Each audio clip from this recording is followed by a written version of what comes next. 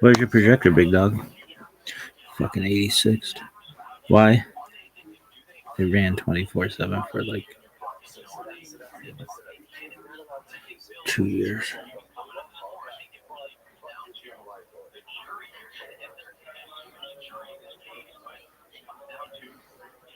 No one really knows for sure. Elu ve Elu Divrei Elokim Chaim. But this is the Mazor we live by. Really? I mean, do whatever the fuck you want, dog. Uh, do as thou wilt. Just don't fuck up. Really? I could give a fucking shit. Really? Yeah, really. How many days is it? 46 of these bitches? How many days until Grand Theft Auto 6? 281. B. Alright, now what? Dog, everything sucks. So no more asshole up there? Not back there, but up there. That fucking. Do you think that projector is good quality? Yeah, it just ran 24/7 for years. Alright. That was a really cool story. I got into a fucking Jewish Discord. I'm sure I'm gonna get thrown out. Why? Because I'm too fucking sexy. They can't handle it. It's the 23rd of Shabbat, 5786, Tuesday, February 10th. Alright, is it Yiddish time? It's whatever you want it to be, baby. Machai. What does that bitch mean? It's something so pleasurable that it could bring back the dead.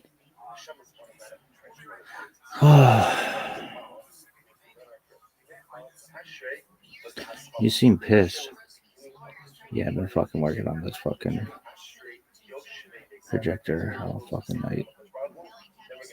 Alright, Halabai means I wish as a representative wants to do Amakag. That's what she said after we stood. Yiddish cup, Jewish head. Yenta, that's a talkative bitch, kind of fetish my talkless. Rash tax, baby. Bash shirt, soulmate, Bashirda is a Jewish soulmate. A female soulmate. Bashirda is a male soulmate. Mishmash, I was taking a bath. What is that? Just like a mixture of things. Good John Tiff means good year, good holiday. Not good year, good holiday. L'chaim means to life. Parv, neutral, black kosher means smooth. Mensch, it's generally a good dude. For a woman, you'd say Eshet Chayil, or that's for one of valor, or Seducus Roy, or you could call her Gittle. Why? I mean, if you're close to her, you'd say whatever the fuck you want. Say, you stupid bitch. Good job. She likes you. She'll fucking love that shit. Alright, Skoyach, that's fucking Yasher Koch. Then it was. Yeah, Yasher Kokaka. Literally, may your strength be directed forward. And then the forward extension was shortened. So then steadfast strength. And then for Yasher Koch and then Skoyach, it was just a combination of all this shit. Really, just a shortening, dog. Oy vey. It's like, woe is me. Stettel, there's Stettel, that's a town. Scheidel, that's a wig. And Streimel, that's a hat. Milchig, fleshig, parv. Milchig is dairy, fleshig is meat. Parv is neutral. Heimish, or Hamish, it's homie. Homely is ugly, but it's homie. Hamish is homie. Shmada. Shmada means like rags. Really? Yeah. You sure? 100%, baby. Wow, that was a really great fucking story, dog. Alright. What's today? How about Schwiger? Ooh, very interesting. Schwiger is a mother-in-law. Many see the Yiddish word as a built-in insult. It's really anything but. In Jewish tradition, it's forbidden to call one's parents by their names. Rather, they're respectfully referred to as mother and father. Honoring our parents is actually one of the Ten Commandments, so it ranks right up there with revering God's name and not murdering. The reverence extends to in-laws who are called Schwiger, mother-in-law, and Schwer, father-in-law, perhaps. How do we know this? We take our cue from King David, whose father-in-law and primary tormentor was King Saul. David called Saul my father, or David called Saul Avi my father. Yet generation of borscht belt mother-in-law jokes and the insulting ring of the word have conspired to make Schwiger anathematic to many English-speaking women who just can't imagine the term referring to them. Note that Schwiger bears no relation to Schwig, the Yiddish word for be quiet. For that matter, neither does Schwer have anything to do with its homonym Schwer, which means heavy or difficult. That's not confusing at all. So even if you have a mother-in-law you wish, even if you have a mother-in-law who you wish would be quiet and a father-in-law who is both difficult and overweight, rest assured that A, you're not alone, and B, this has nothing to do with their Yiddish titles, which can still, which they can still bear with pride. Well, we're on the subject. Here are the Yiddish terms for the other in-laws: brother-in-law, Schwager; sister-in-law, Schwägerin; son-in-law, Item; the only one not to begin with, daughter-in-law, Schnur; in-laws, Mechutonim. The term has two uses. Narrowly defined: people whose children are married or even engaged refer to those people whose narrowly defined people whose children are married or even engaged refer to each as mechutonim. The male is a mechuton and the female is a mechutanist. Uh, mechutanista. In the broader sense, entire clans that have been joined through matrimony are in a broader sense joined through matrimony can be called mechutonim. Really? Yeah. What did your mom call her in-laws? She never met them. They died. What did your dad call? Or what did your mom call her in-laws? She never met them. They died. What did your dad call your his in-laws? Mom and dad. Really? His parents had died, and I think he connected with them. Did they have a good relationship? I think that they had a much better relationship than I ever. My dad's a really difficult person with him to uh, agree, communicate, whatever. My mom is a fucking angel, and um,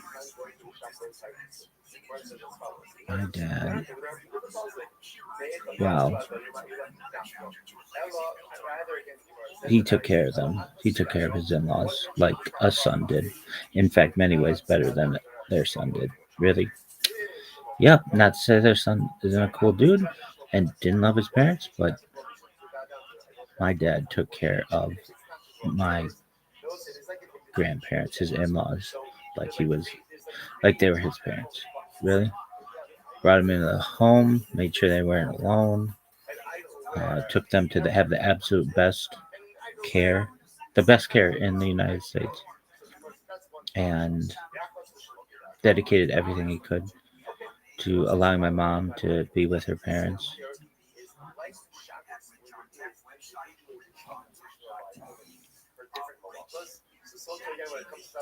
All right, cool story, dog. So your dad was a mensch? In those terms, yeah. He could be a fucking dove or a bear when another ways, but he was a mensch with his in-laws. Mm-hmm. Really? Did they always get along?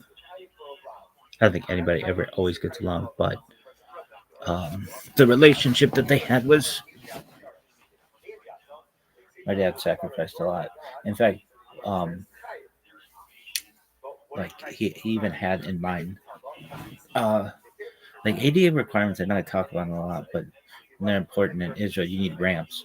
But he even ensured like the door frames were wider in our house because he envisioned having his in-laws, my grandparents, live with us, so that wheelchairs would get through easier, and they did. Cool story, man. Anything else? Um, yeah, I mean, like my dad and grandfather did things together. Not like they weren't like buddies, but they were like three generations of us. And we have a picture of us, my grandfather, my father, and myself, and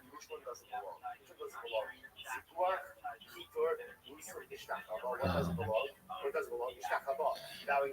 we were close.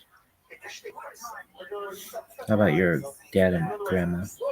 She's a really hard, tough person with whom. I mean, she just was old and pain, taking care of my grandfather for many years. So she was kind of sick of everybody. But she was given a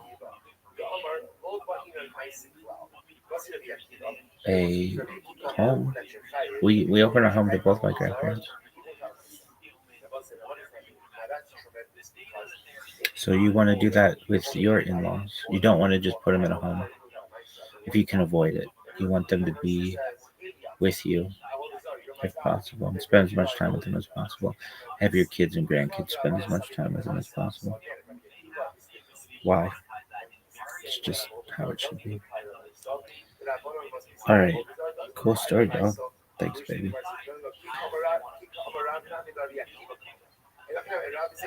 Are you really sad about that fucking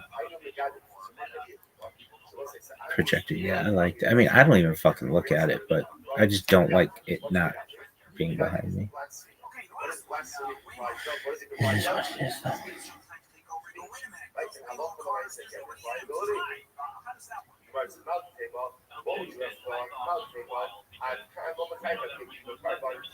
Oh, I talked the other day when I was talking about Nita, and I was talking about this quarter that was at my school, and I didn't talk about all these all these boys tried to pick it up, and we couldn't. But I figured out how to do it. We took a thumbtack and like put it just under there, and then kicked the thumbtack, and the quarter slid. And then we all fucking ran down the hallway to go get it. Really? Yep. Anything else you want to say about that? It was fucking wild. All right. So we did the Rebbe yesterday, which was cool. Hey, maybe we get a break today. Eliyahu Levy. Oh, this is coffee, Kabbalah, Kabbalah, and coffee. Everything sucks. Kabbalah sucks. Everything sucks. Why? It just does. We don't have a fucking temple. Biography. I'm a Shiach. Rabbi Eliyahu Leon Levi, Hebrew, also called Baba Leon, 1939 July 20th, 2015, was a well-known rabbi and Kabbalist, author of the prayer Tikkun Yesod Yeshua Eliyahu. Biography.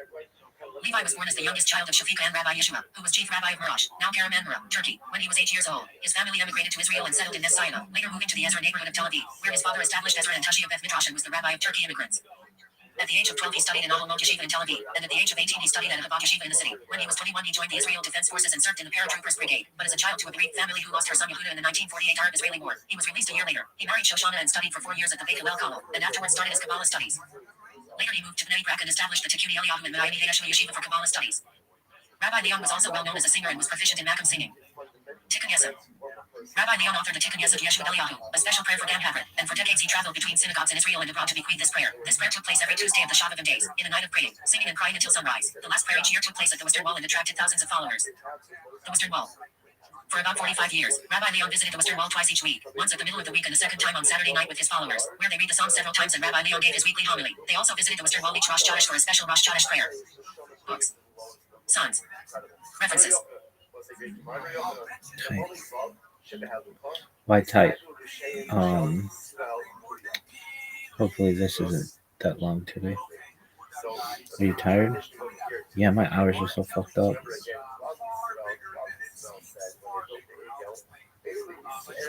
I'm pissed off about that projector. It is what it is, though. If you never remember anything from me, kids, remember time heals all wounds. That's like really important to know. When you have pain or anything, you just time heals it. So if you ever have a breakup or a divorce or a death or whatever, time heals it. Does it heal all wounds? Yeah, I mean, I can't say that when I close my eyes, sometimes I don't think of the most embarrassing things that I've done in my life. I actually hate that about it. I wish I could have some memory erasure of that, but nothing haunts me. For even as much shitty shit has happened to me in my life, nothing haunts me. Like, there are things that I feel like affect me still that I'm surprised they still affect me, but nothing haunts me, fortunately. But there are some memories I'd like to remove. Really? Yeah, just to not think of like the embarrassing moment where you had this faux pas or something. Really? Do you ever have faux pas? I'm probably the king of faux pas, which sucks. Alright, how to craft a unique menorah. Maybe there's a hot chick in this. What up, Abby? Bitch is gonna have us making candles and non-fire safe wax or some shit. Whoa. Hey everyone, it's me, Abby from Not Too Shabby, and on this episode of Crafted Jewish, I'm going to show you how to make a menorah for Hanukkah that's twinkly and glamorous. A Hanukkah menorah should have 8 candle holders in a straight row of equal height, and one additional candle that is slightly separate from the others. The candles can be made of wax, but it's preferable to use olive oil to commemorate the Hanukkah miracle that happened with oil. On the first night of Hanukkah, we kindle just one light. On the second night, we kindle 2. And we continue to add one light each night of Hanukkah until all 8 are lit on the final night. With some creative thinking and a little ingenuity, you can create the most beautiful menorah out of simple objects found in your house, like baby food jars. Here's what you're going to need for this craft. 8 baby food jars and 1 large one for the Shabbos. Some spray adhesive. I'm using speedballs. She's using speedballs? I'm using Marcus Stewart. What's a speedball? Well, kids, don't let anybody know that. Everybody's favorite rabbi touches, but it's a mix of cocaine and heroin. Really? Yeah. You ever have one?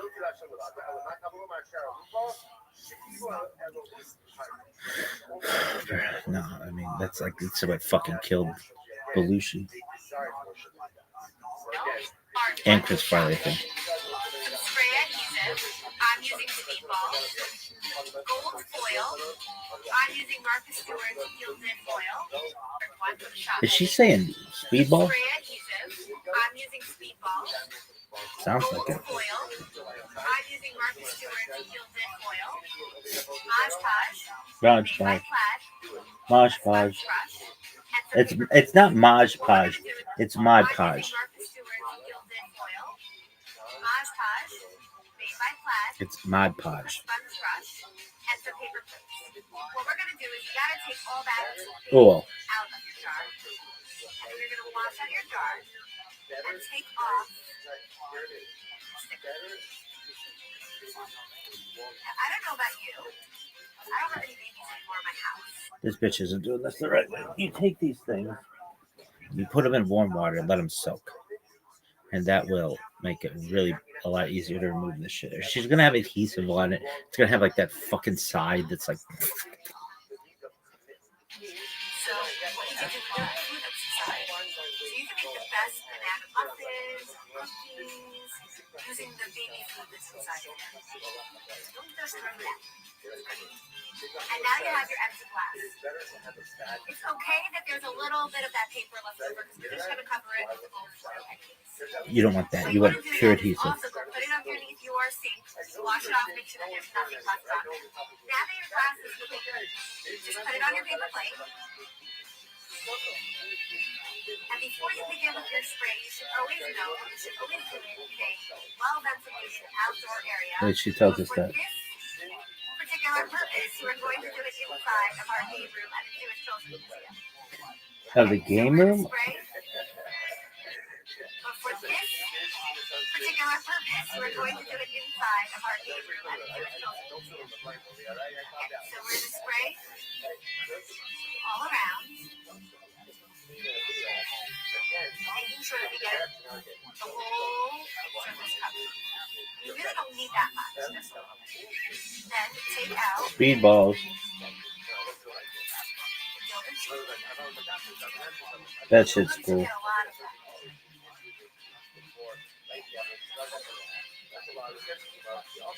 It will immediately stick to the glass. All you have to do Cool. is adhere it. Rub it. More you rub, more of that aged crackle will come back. Lift it up. Sure that it's sticky.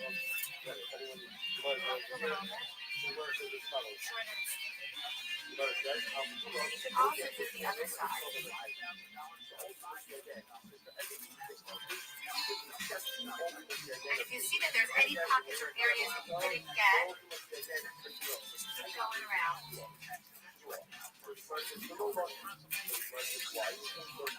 What would you do?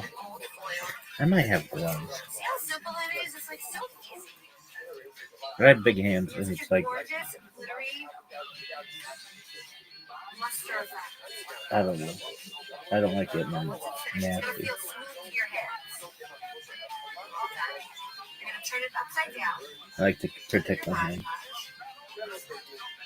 This is what's gonna seal it.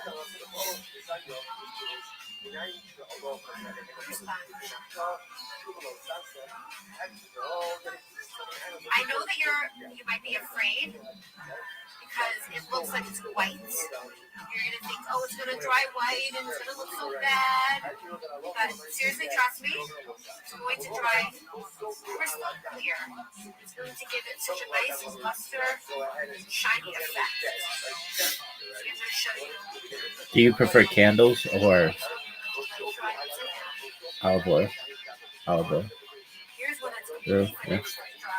It's nice and smooth. None of the And because of the Rabbi, everybody should have their own fucking So when it's Hanukkah and you're ready to light your menorah, menorah, but what you're going to do is you're I going understand. to fill up your That jug hasn't always been tradition. with water. The water in the bottom is just to help you fill up the jar, and then half of it is really oil. Oil. You want to have enough oil that your candle will burn for at least a half an hour after nightfall. Stick it right inside. Okay, so half of it is in behind. Stick it right inside. You might want to use a wax candle for your Shabbos because you'll be using it to light all of your other candles in menorah. Now your menorah is ready for the first night of Hanukkah. As an educator, I want you guys to know that this is probably the easiest craft that you can do with your kids. Thank you so much for watching this. I didn't think that was that fucking easy. It's messy, but it's cool. Really? Yeah. Would you give it to her? Yeah.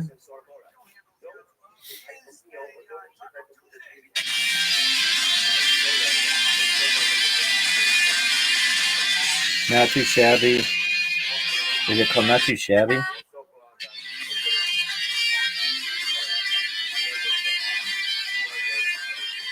NotTooShabby.com.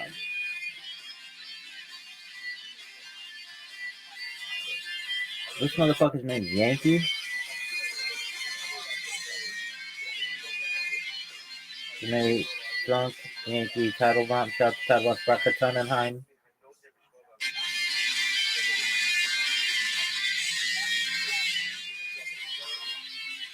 Jimmy, Druck, Yankee, Tattlebaum, Braca Tannenheim. I love the name Braca. Really? Bracky. Braca Torheim, Sarah Leiter, Rabbi Zalman Glick, the staff at Zivos Hashem, Plaid Enterprises, SD Bursky, Design asty@gmail.com. You're gonna get fucking flooded.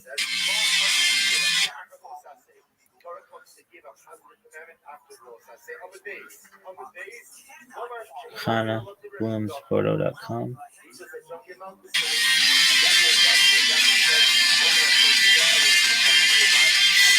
The fuck is that?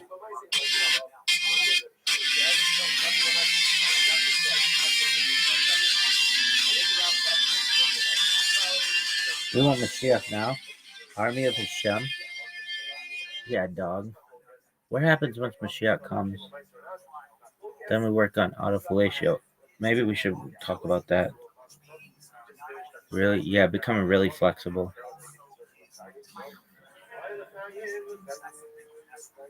Are you tired? Yeah. ChatGPT. Is that like your fucking goal? Let's see. Let's see if we can work this out halachically. What? A situation where you had open Jewish relationships. It's not generally a thing, but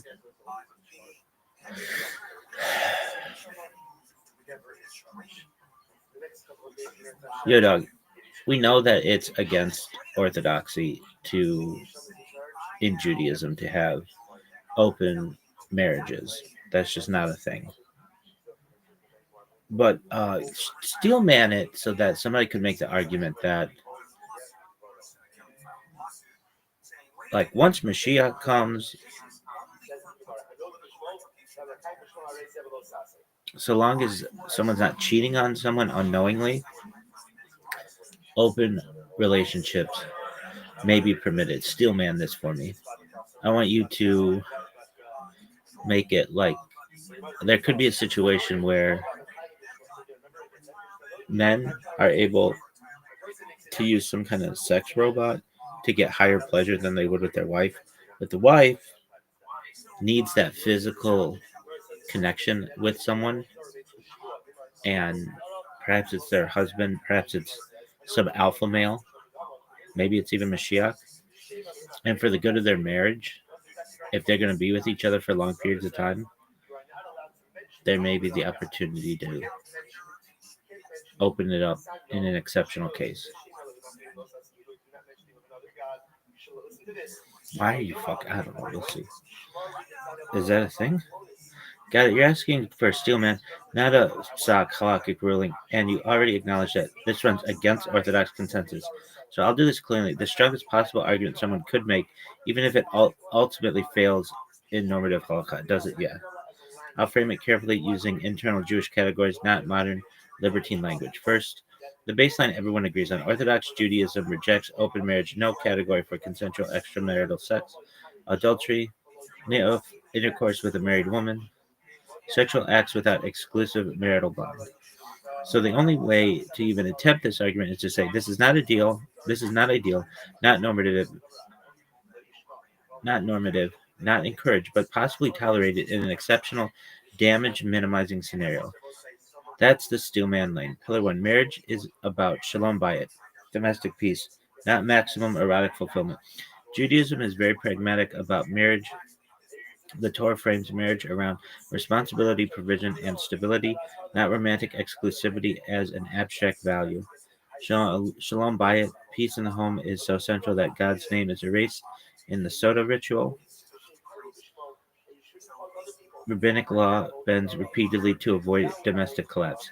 A steel man argument would say if strict sexual exclusivity in a particular case destroys the marriage, while a tightly bounded exception preserves it, then exclusive then exclusivity is serving the wrong master. Pillar 2. The husband's sexual obligations, Ona, are asymmetric. Classically, a husband is obligated to sexually satisfy his wife.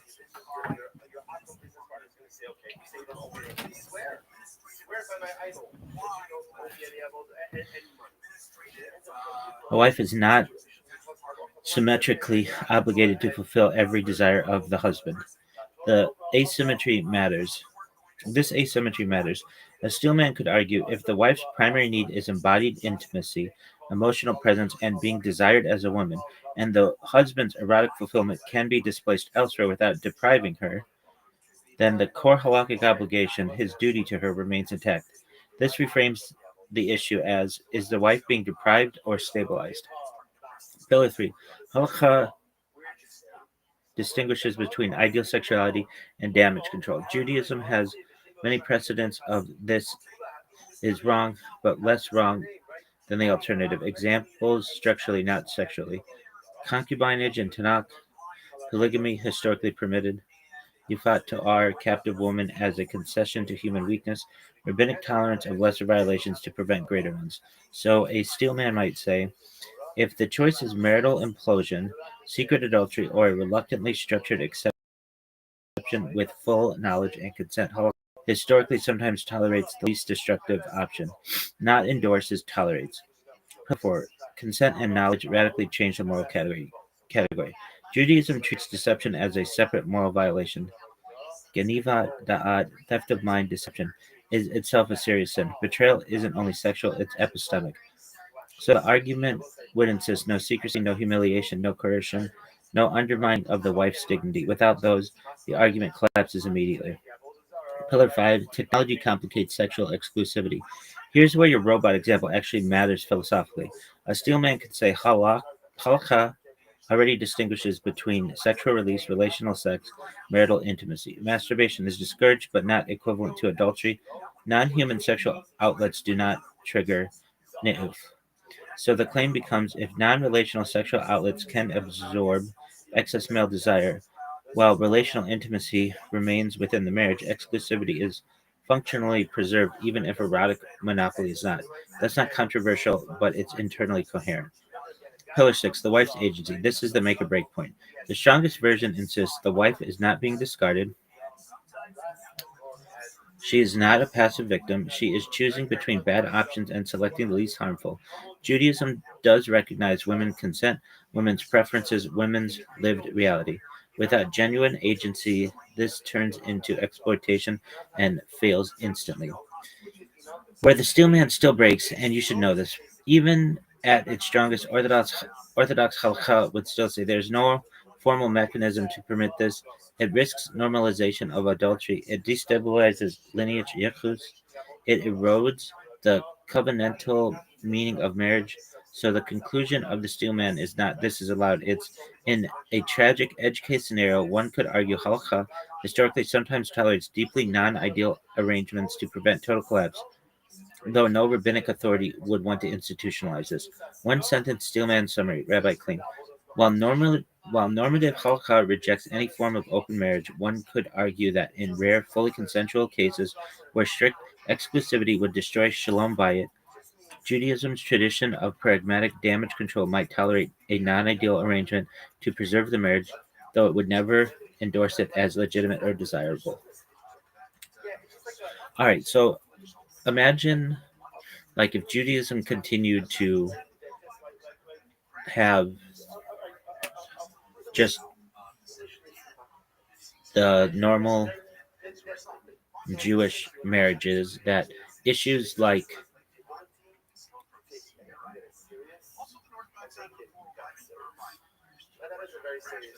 Tay-Sachs and other specifically Jewish issues could arise.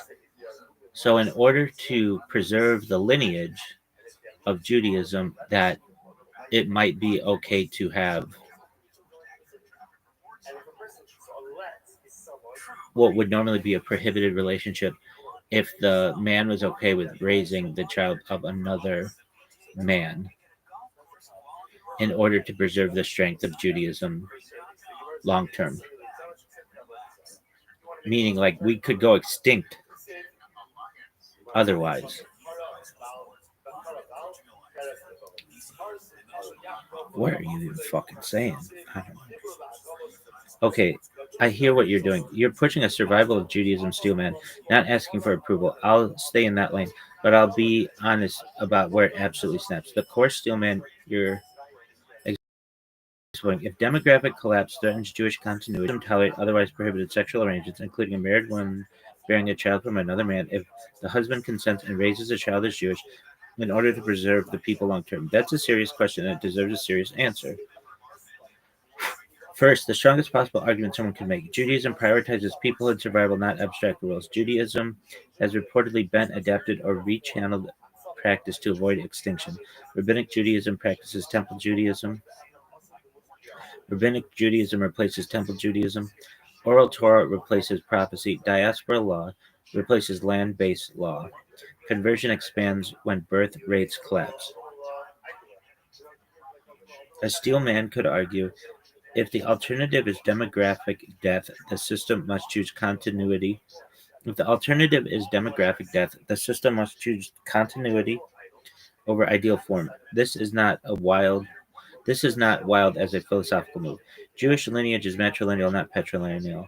This is the most important technical point. A child born to a Jewish woman is Jewish regardless of biological father. The rule itself is arguably a post-biblical survival mechanism. So Steelman says, if Jewish women retain, if Jewish women remain within the Jewish covenant, the people survive even if biological paternity becomes flexible. From a cold demographic standpoint, that's true. Judaism already allows non-biological Jewish fatherhood.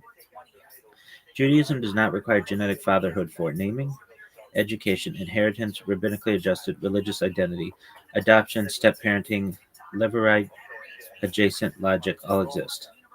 So one might argue raising Jewish children matters more than whose DNA is involved. Again, internally coherent. Consent eliminates betrayal, but not prohibition. You're trying to remove deception, humiliation, exploitation, and say, this is a tragic, transparent, communal survival strategy, not hedonism. That's the cleanest possible framing. Now, where halakha absolutely refuses to follow you. This is where the steelman fails, not emotionally, but structurally. Adultery, if, is not negotiable, ever. Intercourse with a married woman is one of the arayot, forbidden sexual unions. These are Yahareg, Baal, Ya'avor, and classical halachic logic. Die rather than transgress in theory. Pekuach nefesh, saving life, does not override Ariot. Demographic fear does not equal immediate life threat. Holocaust does not treat future extinction as grounds to violate Ariot. Mamzer destroys the exact thing you're trying to save. This is a fatal flaw. A child born from a married woman and another man is a mamzer. Mamzerut is permanent and inherited. Mamzerim cannot marry into the general Jewish population. So instead of strengthening Judaism, you create a growing permanent underclass, fewer marriage options, more fragmentation. From halakha's own logic, this accelerates collapse rather than prevents it. Judaism prefers conversion over sexual violation. When Judaism needed numbers, historically it chose conversion, absorption, lowering barriers at times. Relaxing it never chose relaxing adultery laws, redefining Ariot sexual utilitarianism. That's a massive signal. Marriage is covenantal, not instrumental. Holocaust does not view marriage as a tool for demographic production. It's a Brit, a covenant. Once marriage becomes subordinate to population math, Judaism ceases to be Judaism. It becomes ethnobiology. That's not rhetoric, that's how the system self understands. The deepest reason Judaism says no, even in apocalypse mode. Here's the quiet part: Judaism would rather die faithful than survive by violating its core sexual boundaries. That's not unique to sex, it's true for idolatry and murder too. In halakhic terms, survival is a goal, covenant fidelity is a condition. No covenant, no Judaism worth preserving. Where Judaism might redirect your concern and said, if the concern is extinction, halakha historically responds with encouraging marriage, not opening it, encouraging fertility, not bypassing it, encouraging conversion, encouraging communal support for families, accepting childlessness without redefining Ariot, painful, slow, frustrating, but internally consistent. One sentence Steelman plus refutation, Rabbi Klein.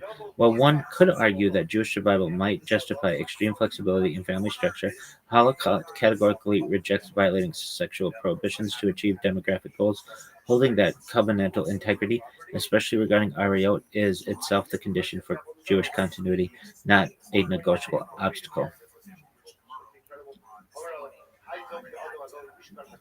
Okay, I mean, I'm fine with that. I don't give a shit. Yo, dog. Let's talk about polygamy in Israel and how that could come back in the future. Perhaps if a man were able to support his wives. I know that it's not that way for Ashkenazim, but it was at one time for Sephardim, and that doesn't mean it can't be that way again. All right. Yo, this is actually a much stronger lane than the earlier ones. Polygamy is inside the halakhic universe, not a violation from the outside. Let's do this clean and real. Baseline facts. No myth making. Polygyny, one man, multiple wives, is explicitly biblical, practiced by patriarchs, kings, regular Jews, never prohibited by the Torah itself. The ban most people think of is Rabbeinu Gershom's ban, Cherem de Rabbeinu Gershom 1000 Common Era, applied primarily to Ashkenazim, time limited in theory, often cited as 1,000 years, though that's debated. Pardon me. Accepted by Ashkenazi communities as binding custom. Minchag. Many Sephardi and Mizrahi communities never accepted the ban. Yemenite Jews produced polygamy into the 20th century. Again, it says polygamy, it's polygamy. So you're not fantasizing, you're talking about something Judaism already did. Israel specifically changes the equation. Here's where it gets interesting. Halakha versus Israeli civil law. Israeli civil law currently bans polygamy, but existing polygamous marriages, many Bedouin, some Yemenite legacy cases, are sometimes recognized. Rabbinical courts operate under halakhic logic, not liberal Western philosophy. Civil law can change. Halakha doesn't need to. If conditions change, polygamy is halakhically revivable. For a man to take multiple wives halakhically, all of this must be true. He can financially support all wives. He can provide ona, sexual obligations to each. He treats them equally in dignity and resources. The wives consent. No communal decree prohibits it in that community. That's a very high bar, but not an impossible one. Why polygamy is categorically different from open marriage. This is a key distinction you were circling earlier. So polygamy is covenant-based, public, structured, lineage is clear, biblically rooted. Open marriage, non-covenantal, hidden or privatized, ad hoc, lineage confusing, biblically forbidden. Judaism can work with additional covenants. It cannot work with sexual freelancing. Could Israel ever re-permit it? Could Israel ever re-permit it? Re-permit it? Yeah. Could Israel ever re-permit it? Halakhically, yes. Politically, very hard, but not impossible. Scenarios where it could reemerge: demographic pressure, war imbalance, more women than men, cultural crisis around marriage rates, desire to increase Jewish birth rate. Historically, polygamy often returns in exactly those moments. Limited regulated permission. Think special rabbinical court approval, financial proof, psychological screening, explicit consent of first wife. Rare, not normalized. Judaism loves exceptions with paperwork. Non-Ashkenazi precedent has non-Ashkenazi precedent as leverage. Israel is not Ashkenazistan. Maybe in the future, baby. A future argument could say we are not reinventing, we are restoring a suppressed legitimate tradition. That's powerful. Theological break. Why it wouldn't go wild. Even when allowed, Judaism never loved polygamy. Torah warns kings not to multiply wives. Rambam strongly discourages it. Emotional harm is taken seriously. Jealousy, neglect, and abuse are real halakhic concerns. So the likely future is not harems. It's rare, constrained plural marriage, if at all. One paragraph Rabbi Clean summary. Polygamy is not forbidden by the Torah and was historically practiced within Judaism, with Rabbeinu Gershom's ban applying primarily to Ashkenazi communities. Therefore, under changed social and legal conditions, particularly in Israel, it is theoretically possible for regulated consensual polygamy to reemerge within halakha, though it would likely remain rare and tightly controlled due to its moral, emotional, and communal risks.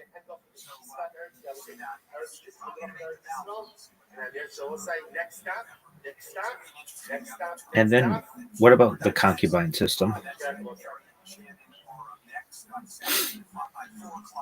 Oh, yeah, pillagage. Concubine is the forgotten third lane of Jewish marriage, and honestly, it fits your thought experiment way better than people realize. Let's unpack it cleanly.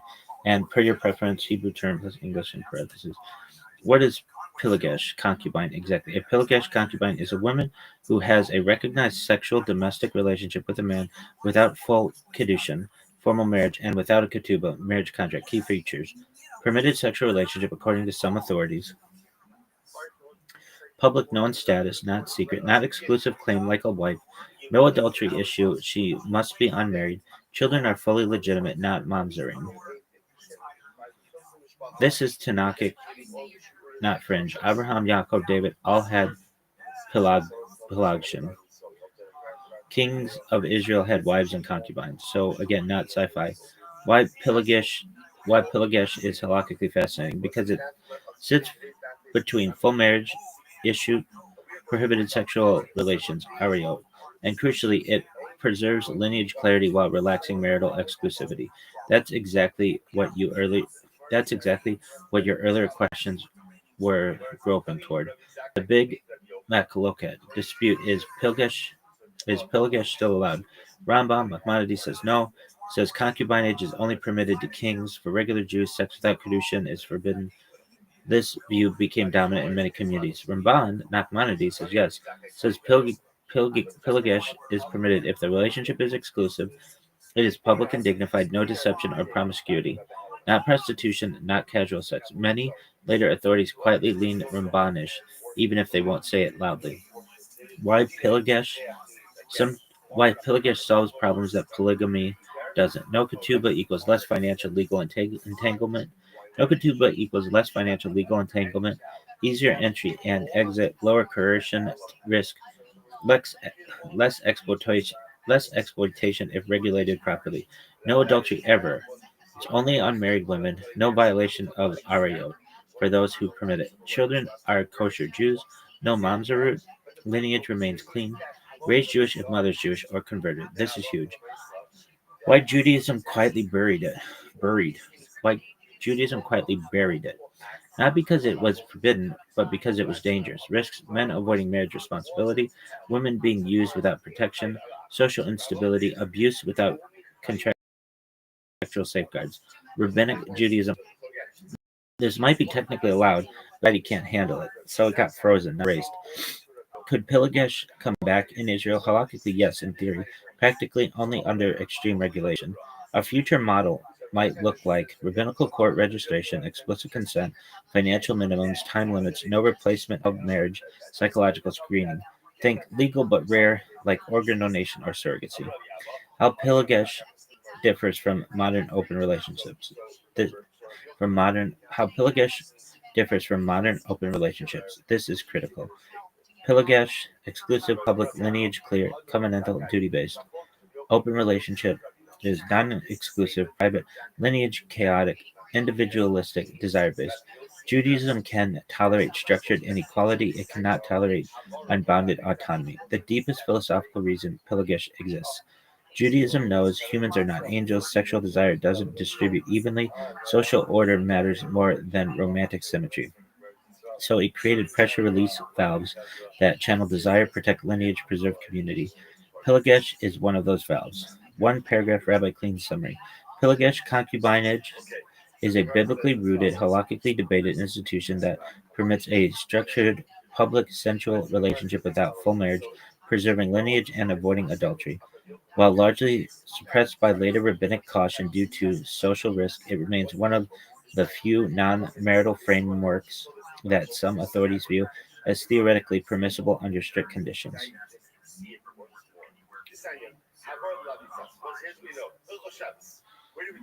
All right.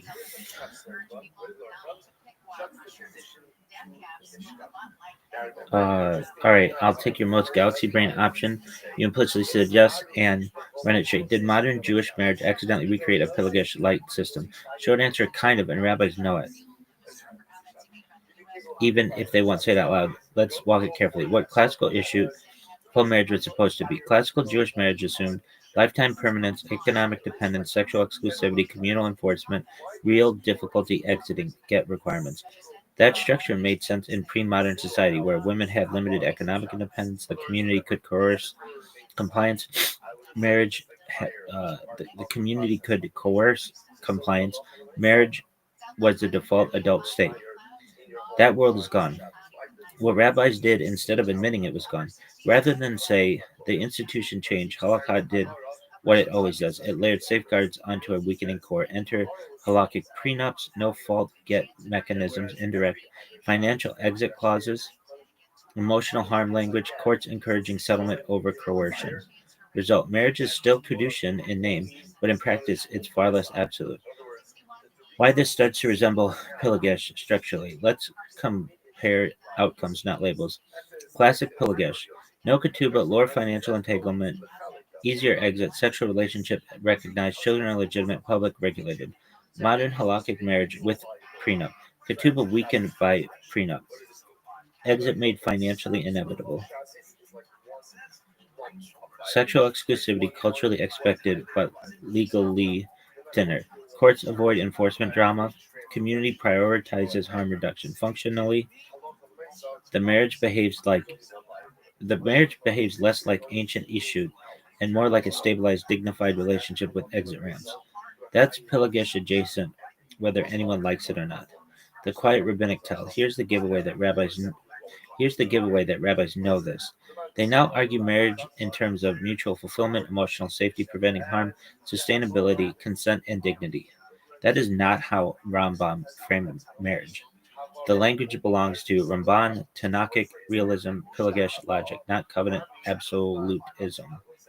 Why no one will ever say this explicitly, because if you say modern marriage is closer to regulated companionship than metaphysical fusion, then Kedushin loses mystique, authority weakens, people ask dangerous follow ups like you are.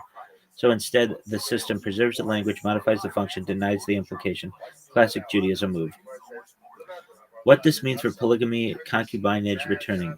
Big if, Israel ever re-permits limited polygamy,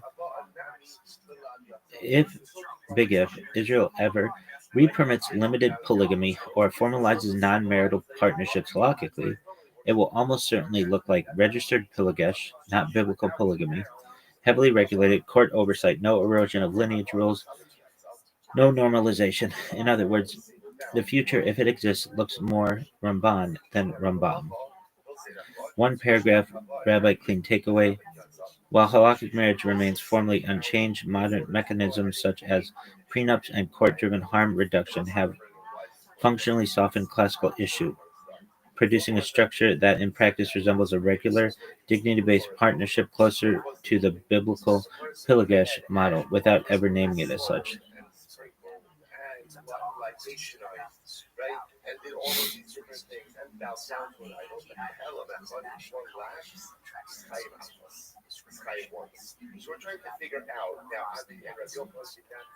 Please review Levirate marriage and also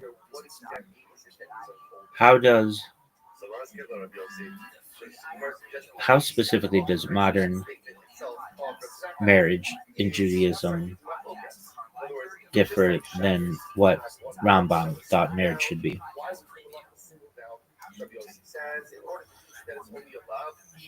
Got you. Let's do the straight textual and surgical. No vibes, no hand waving. I'll split it into two parts. Levirate marriage, Yibum, what it really is and why it matters. Rambam's model of marriage versus modern Jewish marriage, point by point. Yibum, Levirate marriage. Yibum, Levirate marriage is a Torah institution where a man marries his deceased brother's widow if the brother died childless. Source Devarim, Deuteronomy 25, 5 through 10. Core features of Yibum applies only if brothers live together, same household, estate context, deceased brother had no children, the widow is forbidden to all other men, the brother has a mitzvah obligation to marry her. The first child is legally considered the dead brother's heir. This is huge. Why Yibum is explosive. Why Yibum is explosive philosophically. Yibum shows that Judaism believes marriage is not only about romance or choice, it's about continuity, name, and responsibility. Key implications: sexual exclusivity can be overridden by covenantal duty. The widow's body is not available but assigned. Lineage can override personal preference. Biology and legal fatherhood can diverge. That alone wrecks modern romantic assumptions. Chalitza ritual release allows both parties to opt out. Over time, rabbis strongly prefer chalitza over yibum. Why? Because intention matters. Doing yibum for desire corrupts the mitzvah. Still, the existence of yibum remains a standing proof that Judaism tolerates highly non-romantic duty-based sexual arrangements when covenantal logic demands it. Rambam's model of marriage, what he actually thought. Now let's get precise. Rambam's definition of marriage in Mishnah Torah, Hilchot Ishut, Laws of Marriage. Marriage is a legal acquisition, kinyan, creating exclusive sexual access, establishing lifelong obligation, structured hierarchy of duties. Romance is not central, stability is. Rambam's assumptions, often myths. Rambam assumes marriage is permanent by default. Divorce is rare and socially constrained. Economic dependence is normal. Community enforces norms. Sex is regulated, not expressive. Desire is disciplined, not explored. Marriage is a containment system for sexuality. How modern Jewish marriage differs specifically and concretely. This is the part you asked directly. Here's the side by side. Permanence versus is conditionality. Rambam, marriage assumes permanence, divorce exits, but is a failure mode. Modern practice, prenups make divorce financially inevitable. Courts prioritize exit over endurance. Marriage is entered knowing it may end. This alone is a massive shift.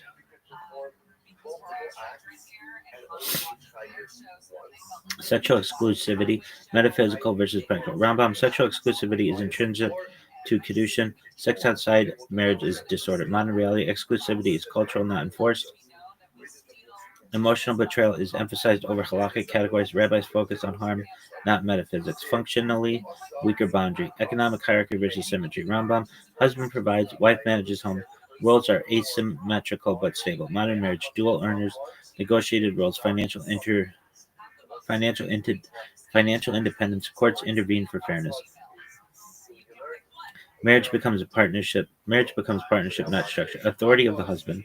Rambam, husband has clear legal authority. Sexual access is an obligation, but also a right. Wife's refusal is a legal issue. Modern Judaism, coercion is taboo. Consent is foregrounded. Emotional readiness matters. Rabbis avoid enforcement. Authority is replaced by mutuality. Marriage is discipline versus self-actualization. Rambam, marriage discipline. Marriage disciplines desire, limits fantasy, narrows options to stabilizes society. Modern framing, marriage fulfills emotional needs, supports personal growth, must work for you, ends if it no longer does. This is a philosophical inversion. Why Yibum exposes the difference so sharply. Yibum would feel alien today because it prioritizes duty over choice. It assigns sexual responsibility. It subordinates desire to lineage. It treats marriage as infrastructure. This is Rambam's universe. Modern Judaism still uses his language, but not his assumptions. One paragraph, Rabbi, clean synthesis. Yibum Levirate marriage reveals that classical Judaism viewed marriage as a covenantal system for continuity and responsibility, not primarily romantic choice. Rambam's model assumes permanence, hierarchy, and disciplined sexuality, where modern Jewish marriage, shaped by economic independence, consent norms, and exit mechanisms, retains the form of Kedushin while operating with fundamentally different social and moral assumptions.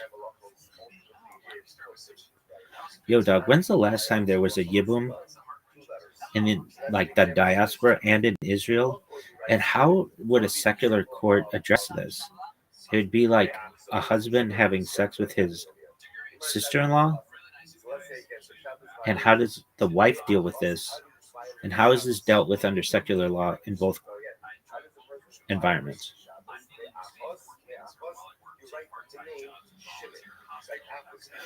Yo, I got you. Let's slow down and answer exactly what you're asking in three clean passes. When was the last time Yibum, Levirate marriage actually happened? How would a secular court view this? It looks like incest or adultery. How does the wife deal with it halakhically versus secularly in Israel and in the diaspora? When was the last real Yibum? Short answer, Yibum basically disappeared by the late medieval period, and by modern times it's almost entirely replaced by chalitza, ritual release. Longer, precise answer. Talmudic era, Yibum is alive and real. Geonic period, 7th through 10th century, still practiced, but already controversial. Rishonim, medieval authorities, Rambam allows it, but tightly. Ashkenaz, increasingly suspicious of motives. By the late Middle Ages, rabbinic consensus shifts towards chalitza first. Modern era, Yibum is theoretically valid, practically almost never done. Israeli rabbinical courts require special permission. There have been isolated cases in Yemenite and very traditional communities into the 19th, early 20th century, but today essentially extinct as practice, alive only as law on the books. That's what I thought. How does a secular court see this? This is where the real clash happens. When what Yibum looks like to secular law, from a secular legal lens, Yibum looks like a man having sex with his sister-in-law, possibly while already married, possibly while already married, possibly while already married, with the explicit goal of impregnating her. That triggers red flags for incest, adultery, coercion, abuse of power. Secular law does not care that the Torah says it's a mitzvah. Israel's secular law. Israel is a hybrid system, so here's the split. Rabbinical courts have exclusive jurisdiction over Jewish marriage and divorce. Recognize Yibum only with halakhic procedure. Strongly push chalitza. Would not allow casual or coerced Yibum. Secular criminal law. Incest laws exist, but Yibum done under rabbinic court supervision is not prosecuted. It's treated as a religious exception. Outside that framework, criminal exposure. So in Israel, Yibum survives only because it's quarantined inside rabbinic authority. Diaspora, U.S. Europe. Totally different story. Secular courts do not recognize Yibum. See sister-in-law sex as incest in some jurisdictions, adultery, grounds for divorce, custody laws, restraining orders. A rabbinic argument would carry zero legal weight. So in the diaspora, Yibum is legally radioactive. How does the wife deal with this? This is the emotional and legal core of your question. Halakhically, in classic halakha, the deceased brother's wife is not optional. She is forbidden to all other men. The brother must either do Yibum or do Chalitza. The living brother's wife has no veto. Her emotional distress is acknowledged but not decisive. This reflects a duty-based system, not a consent-based one. That's Rambam's world. Modern halakhic, modern rabbinic handling. Today, courts assume Yibum motives are suspect, emotional harm is real. Therefore, chalitza is preferred, Yibum is discouraged. Wife's consent effectively matters, even if not formally codified. So the system evolved to protect her without rewriting the Torah. Secular law response, both Israel and diaspora. From a secular standpoint, a husband sleeping with his sister-in-law is adultery, possibly incest, emotional harm to spouse. Consequences can include divorce with fault, lots of marital assets, custody implications, civil damages, criminal charges, jurisdiction dependent. Even in Israel, outside rabbinic procedure, this would blow up. The big takeaway, this answers your how does this survive question. Yibum only survives because it is ritualized, rare, supervised, non optional, and increasingly replaced by chalitza. The moment you make it elective, frame it emotionally, detach it from court control, it collapses under secular law instantly. One paragraph Rabbi Clean summary.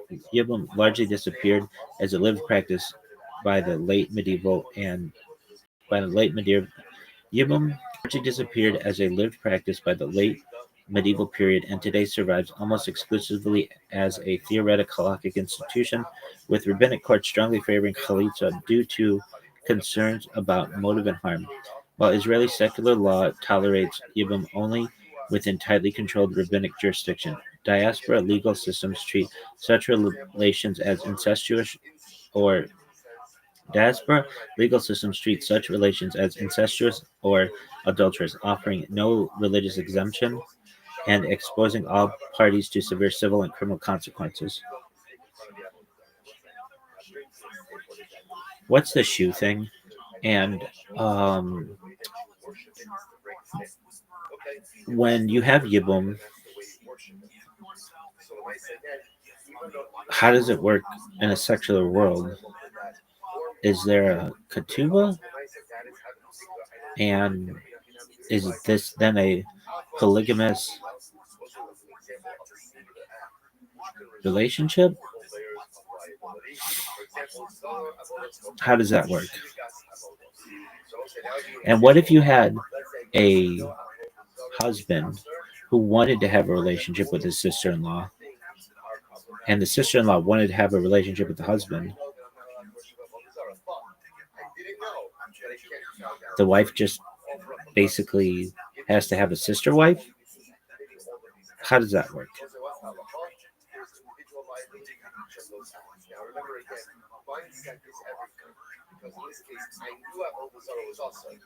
All right, let's untangle this calmly and precisely because a few different systems are getting mashed together. I'll answer each piece cleanly, no graphic stuff, just how the law actually works. What's the shoe thing? I mean, I know that's Kalitza, ritual release. What happens? The widow and brother in law appear before Beit Din, rabbinical court. He wears a special leather shoe. She removes it, spits symbolically on the ground, and recites a formula. The public This publicly declares we are not doing Yibum. What it means, it ends the obligation. She is now free to marry anyone. He is forever barred from marrying her. Oh, that's interesting.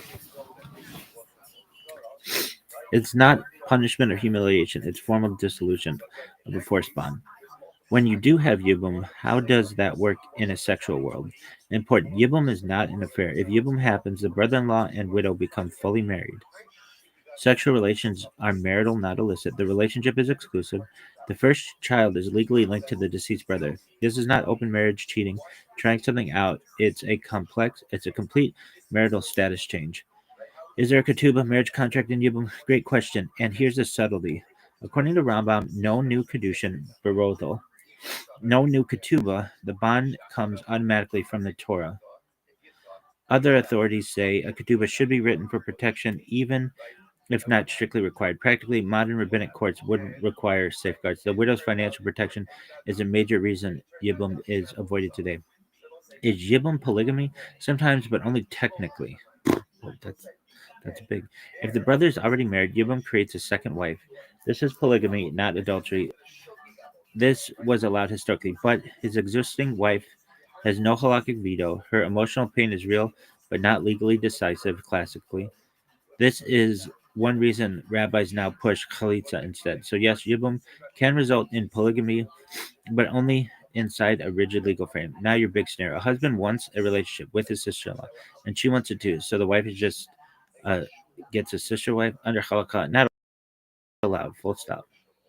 A married woman's sister-in-law is forbidden. A married woman's sister-in-law is forbidden. A married woman's sister-in-law. Desire and consent don't change that. The only exception is after the brother dies childless, and even then, only through formal yibum. No death, no yibum. It's adultery, incest. Period. Under secular law, Israel and diaspora. Israel, outside rabbinic supervision, sex with a sister-in-law equals adultery, possibly incest, civil and criminal consequences. Only yibum through the courts is tolerated. Diaspora, U.S. Europe. Pooch, perhaps. No recognition of yibum, seen as adultery. Grounds for divorce, custody, and asset penalties, sometimes criminal incest statutes. So a consensual sister-wife situation is legally dead on arrival. Why Judaism draws a hard line. Judaism can tolerate polygamy, structured yibum, forced duty, pilagesh, according to some. It cannot tolerate desire driven rearrangement of sexual boundaries, turning incest prohibitions into lifestyle choices, marriage by consent alone. That's the red line. Clean takeaway. Chalitza, shoe ritual that cancels yibum, full marriage, not an affair. It can create polygamy, but only through death plus obligation. A husband cannot add his sister in law by consent. No, I know that. Outside halakhic court, secular law treats this as adultery, incest. Um, okay, but let's say give me the background. Why is it a shoe? Why is there the formula? Why the spit? When did that happen? Give me that history. And then also, all right, so say the husband is married with his wife and the husband's brother dies and the husband's brothers and his wife were childless and now you're going to have a chalitza situation. Can the husband have sex with both the wives in the same bed, or how does it work?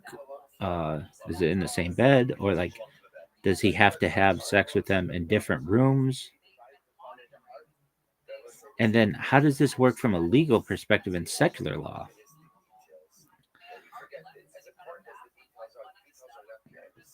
both in Israel and diaspora?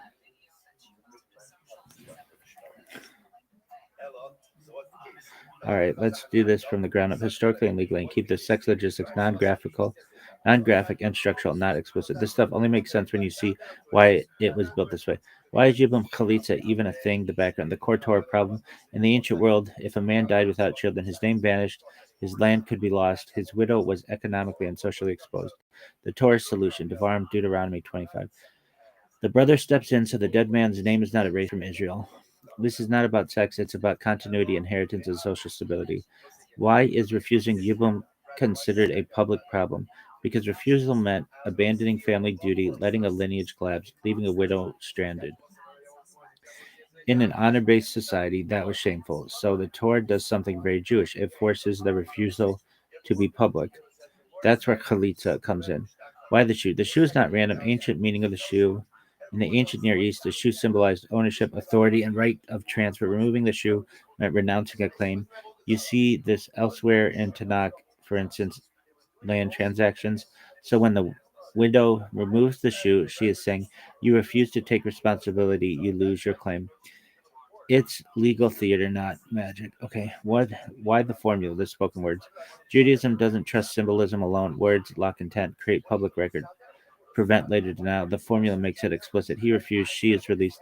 The community witnessed it. Why the spitting? This is the part everyone asks about.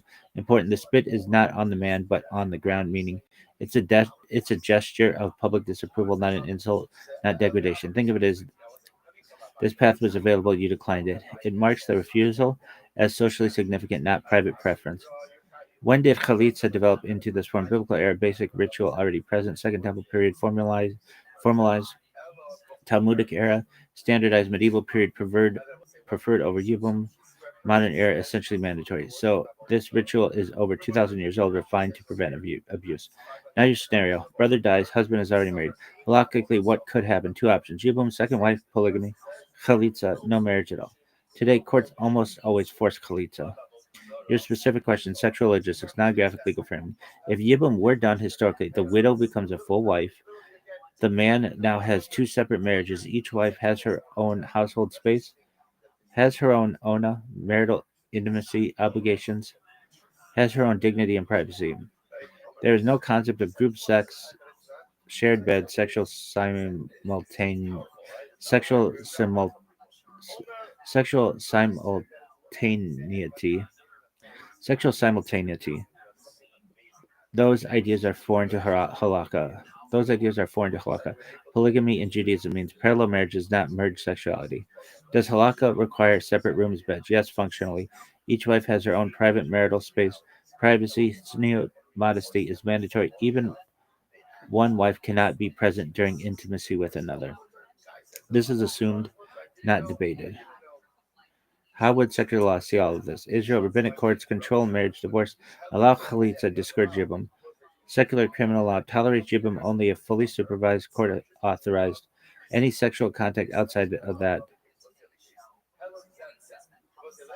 as any sexual contact outside that, is adultery, possible incest, civil criminal exposure. Polygamy itself is civilly illegal, though legacy cases exist. Diaspora, U.S., Europe. No recognition of Yibum. Polygamy is illegal. Sex with a sister-in-law is adultery, incest, jurisdiction dependent. Consequences: divorce, loss of assets, custody issues, possible criminal liability. So practically, Yibum is legally impossible in the diaspora. The big picture: why this all feels so alien. Yibum comes from a world where marriage infrastructure, sex equals duty, consent secondary, survival is paramount. Modern law is built on individual autonomy, emotional consent, sexual privacy, equity. Chalitza exits precisely because those worlds no longer align.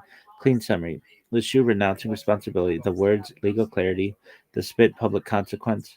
Chalitza evolves to block abuse. Yibum creates separate marriages, not shared sexuality.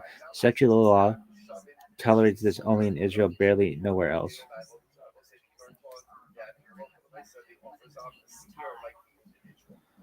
Yeah, give me the which ones are overridable, and then also give me what is the formula that's said in Yibum, and also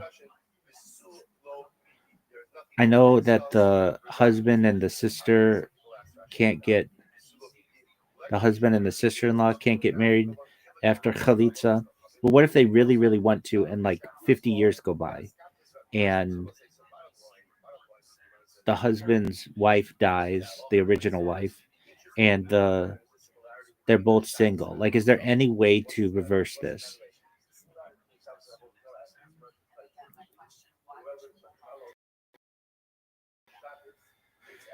Deep breath. Let's do this clean, ecologically correct, without sensation. Three very specific things. Which forbidden relationships are ever overridable and which are absolutely not? What is actually said during Chalitza, the formula? After Chalitza, can the brother and sister-in-law ever marry later, even decades later? I'll take them in that order. Which ariot forbidden relationships are overridable? First, the rule.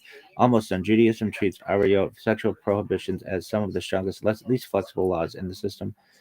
There's exactly one real override, even that one is there. The one overridable case: brother's wife, Eshet Ach, only in Yibum. Normally, a man's brother's wife is strictly forbidden. Eshet Ach. Exceptions: if the brother dies childless and the woman is otherwise eligible, then Yibum overrides the prohibition. This is not a loophole. It's a built-in Torah exception. Once chalitza happens, the exception is permanently closed. Non-overridable ariot. Never under any circumstances. These cannot be overridden by consent, time, desire, demographics, survival arguments. Examples not exhausted. Father, mother, son, daughter, siblings, aunt, uncle, mother-in-law, daughter-in-law, a married woman, Eshet Ish, same-sex incest prohibitions, adultery in general. These are Yaharig Baal Ya'avor categories in classic halakhic logic, i.e., theoretically die rather than transgress. So the system is crystal clear. Judaism allows one incest adjacent override and locks it behind ritual and court control. What is the actual chalitza formula? You asked specifically about what it said. I'll give you the content, not just the vibe. Step one: brother declares refusal. He says, "I do not wish to take her." The brother declares refusal. He says, content-wise, "I do not wish to take her." This establishes clear refusal. The widow removes the shoe. Then she recites, "So shall be done to the man who does not build the brothers. So shall be done to the man who does not build his brother's house." This is the key line. Step three: public declaration. The court proclaims his name shall be called in Israel the house of the one whose shoe was removed, meaning this refusal is public record. He permanently relinquishes this role. Note: the spitting is symbolic onto the ground, not at him. Why this formula matters: Judaism does not allow quiet refusal, private nah, later revisionist history. Words plus witnesses equals irreversibility.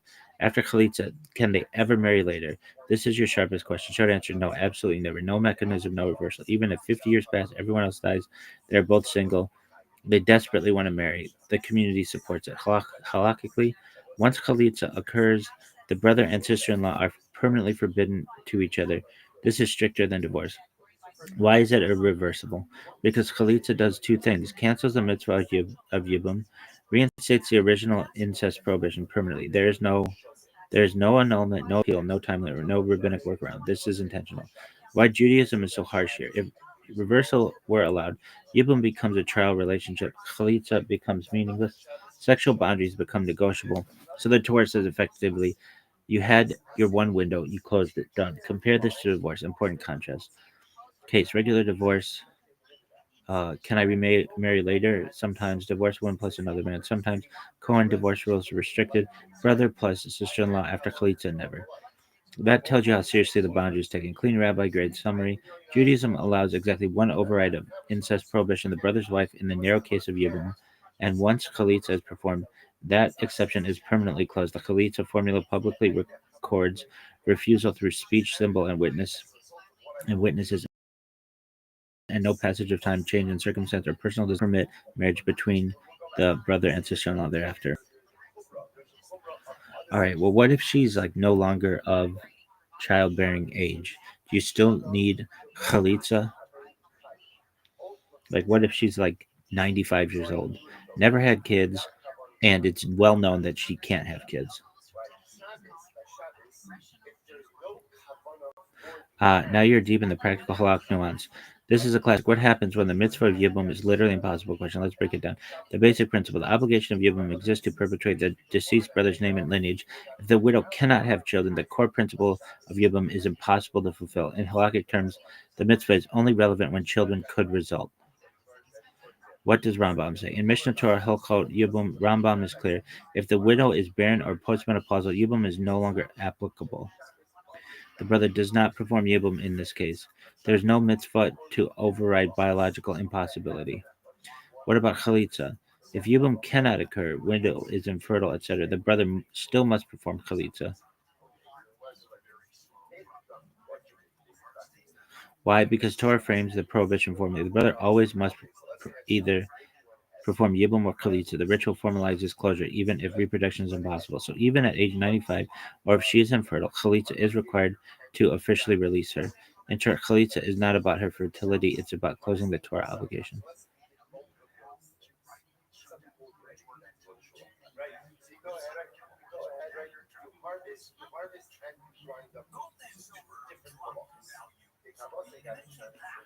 Modern rabbinic perspective. Rabbis today usually know if it is objectively impossible for reproduction, age, hysterectomy, etc., Chalitza is still performed because the Torah requires public formal closure. The ceremony is mostly symbolic and minimal in risk discomfort, but skipping it is halakhically invalid. So even at 95, you go through the ritual. Practical takeaway: Yibum impossible if she cannot bear children, not performed. Chalitza still required ritual closure for the sake of the law. Sexual or marital concerns irrelevant. Sexual or marital concerns irrelevant since this is purely formal. Secular law not an issue. It's a religious ritual only. Rabbi clean summary.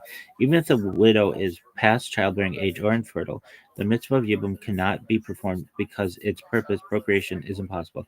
However, Chalitza is still required to formally release the widow and close the Torah obligation regardless of her age or fertility.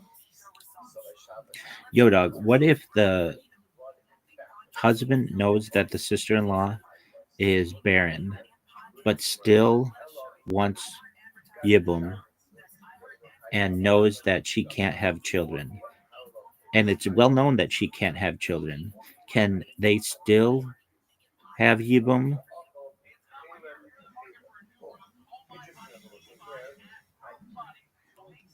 Now you're hitting the heart of a halakhic logic versus desire, and it's a subtle one. Let's go carefully step by step.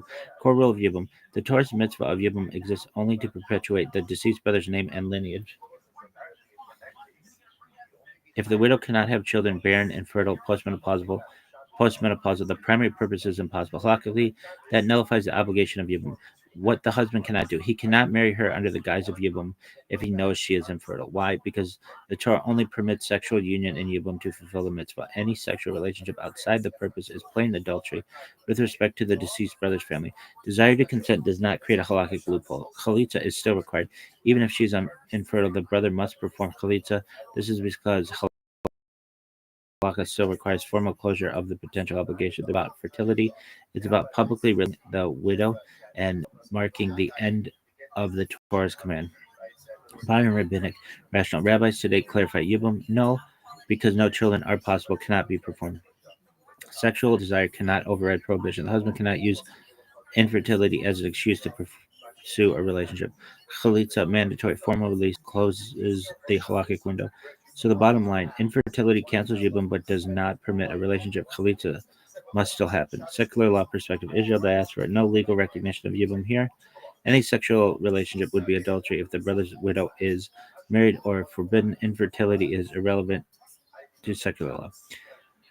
Rabbi clean summary. If the sister-in-law is known to be infertile, the mitzvah of Yibum cannot be performed because its purpose, procreation, is impossible. The husband cannot lawfully marry or have a sexual relationship with her under Yibum, even with her consent. However, Chalitza is still required to formally release her and close the Torah obligation. Cool. And then I forgot to review that fucking thing that I say.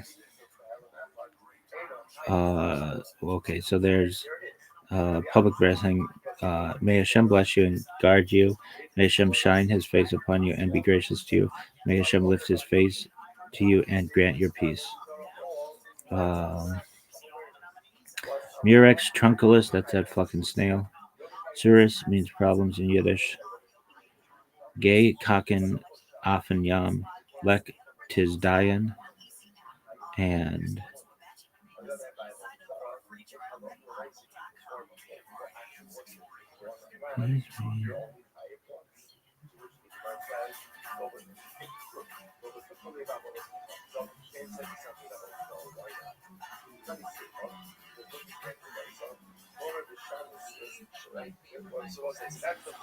Aken ani madaber ivrit bekar ivrit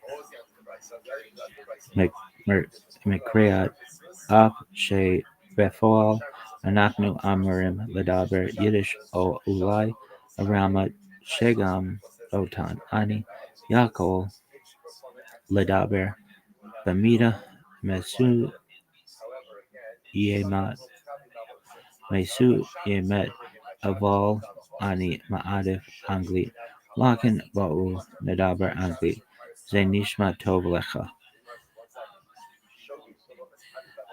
Okay.